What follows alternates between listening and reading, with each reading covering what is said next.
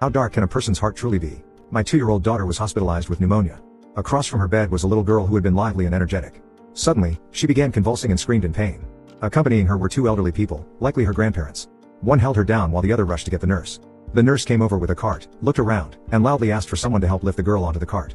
Surprisingly, despite there being 6 or 7 parents in the room, no one moved or even turned their heads. My wife signaled to me to go help, so I quickly lifted the girl onto the cart, and the nurse wheeled her away, with her grandparents following behind. After they left, one of the parents glanced at me and came over, saying, "Don't get involved with that family. That girl isn't clean." I was confused, thinking they weren't talking to me. After a while, the nurse returned with the girl, and again I helped lift her back onto the bed. The grandparents were deeply grateful. I asked the girl's grandfather if she had epilepsy, as one of my colleagues had similar symptoms. The grandfather sighed and said, "If it were epilepsy, that would be easier to deal with. She's been to every major hospital in the country, but they still can't figure out what's wrong. She looks perfectly fine, but she has these unpredictable episodes." After chatting for a bit, I learned that they were from out of town and had come here because they had heard the hospital